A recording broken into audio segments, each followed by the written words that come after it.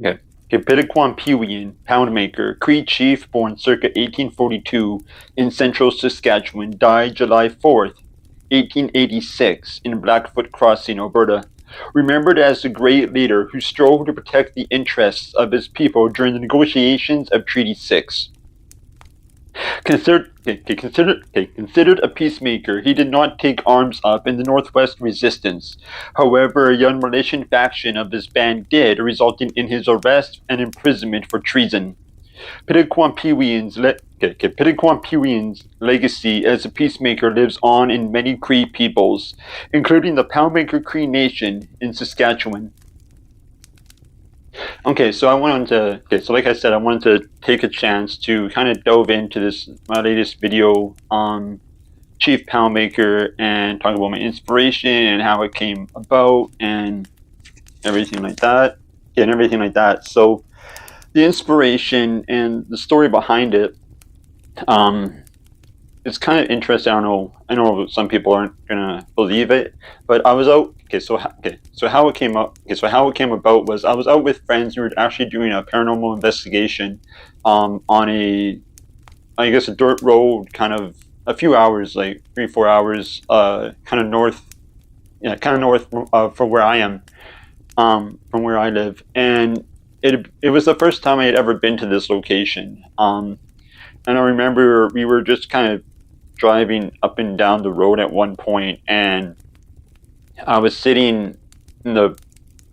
Okay, so we were in a van, so I was sitting in the second row, so like we the driver and passenger, and then the row behind us where I was sitting, and I was kind of looking out the window, and as we were driving, I remember seeing a spirit of, I didn't know it was Cheif Poundmaker at the time. But all I saw was just an indigenous man in like traditional trims. But what really caught my eye was his just glowing green eyes. And it was kind of interesting. So it took a little while for him to like feel confident and like to come out and communicate with us.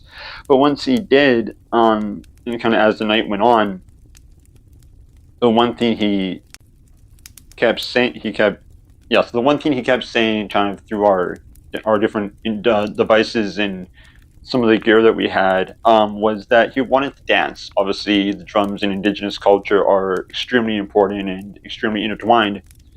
So he wanted to hear drums again. He wanted to dance. Unfortunately, we didn't have any music with us that time, but we did end up going out a couple nights, or a little while later. I can't remember how much later it was, but another time, and we did play drums, kind of. So we did. I was able to find a song on YouTube. It was an honor song, an Indigenous honor song, and we played that for him. And kind of ever since then, for a few years after that, he really did become like a spirit guide to me. It was a really touching and emotional and amazing experience those couple years. So it was shortly after that. Yeah, so it was shortly after playing the drums for him, playing that song for him, that I actually wrote this poem. And so obviously the poem is very simple. It's very delicate. But I think it does do a good job of actually kind of saying what happened. Which I guess was kind of my goal with this piece. Just to kind of tell what happened. And like I said on my video on last Sunday, I really didn't know if I was ever going to share that piece because it is so personal. Much less put it on YouTube, much less even shoot a video for it. But so obviously I had shot a video for it. I shot it a few months ago now, I believe.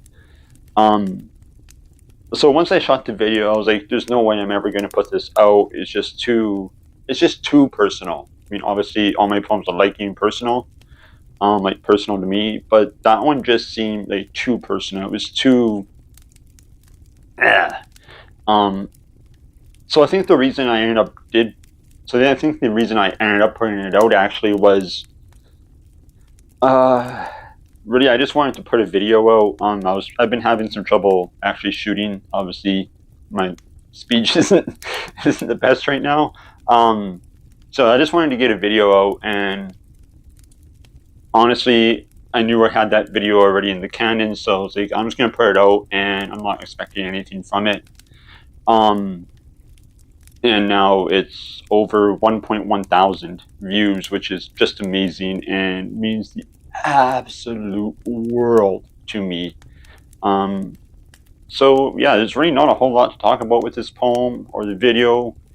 So with that, so with that, remember, there's no right time to start writing, so just write right now. We are the pack. Thank you so much.